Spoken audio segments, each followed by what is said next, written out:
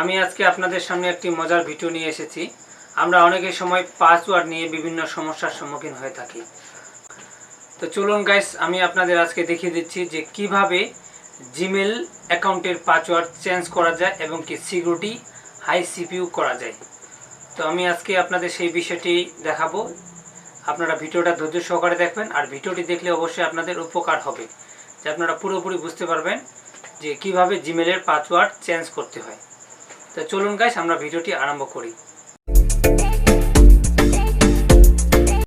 So guys, আপনাদের সর্বপ্রথমে যে কাজটি করতে হবে, আপনারা আপনাদের মোবাইলের জিমেল বক্সে যাবেন।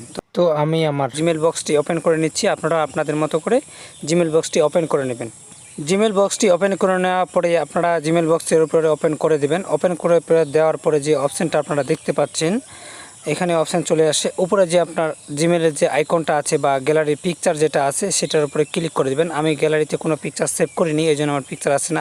আমি দেখিয়ে দিচ্ছি, আমার উপরে যে এ নামে একটি অপশান আছে সেটার উপর ক্লিক করবেন। এখানে দেখতে পাচ্ছেন আমার যে জিমেলটা লগ ইন করা আছে সেই জিমেলটার পাসওয়ার্ড আমি আপনাদের চেঞ্জ করে দেখাবো এখন। এখানে দেখা যাচ্ছে ম্যানেজ ইউর গুগল অ্যাকাউন্ট। এই ম্যানেজ ইউর গুগল অ্যাকাউন্টের উপর ক্লিক করবেন। ক্লিক করার পরে আপনাদের ইন্টারফেসটা চেঞ্জ হয়ে চলে আসবে।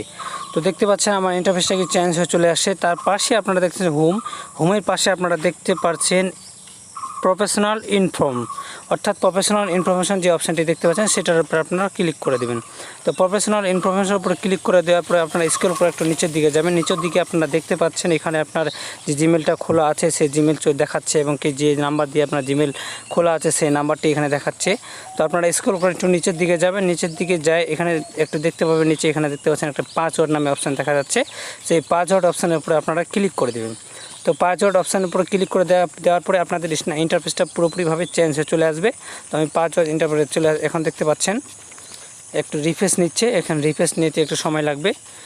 তো আপনাদের যদি নেট কানেকশন ভালো থাকে তাহলে খুব দ্রুতভাবে রিফ্রেশ নিয়ে নেবে।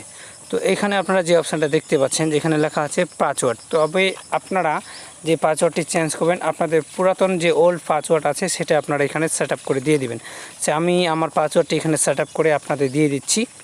তো আমি আমার পাসওয়ার্ডটা দিয়ে দিয়েছি। দিয়ে দেওয়ার পরে আপনারা নেক্সট বাটনটি দেখতে পাচ্ছেন, সেই নেক্সটের উপরে ক্লিক করে দেবেন। নেক্সটের উপরে ক্লিক করার পরে কিন্তু আপনাদের ইন্টারফেসটা আবারও চেঞ্জ হয়ে চলে আসবে। তো আমি নেক্সটে ক্লিক করে দিলাম। ক্লিক করে দেওয়ার পরে এখানে একটু সময় নেবে, তো আমার চলে আসে।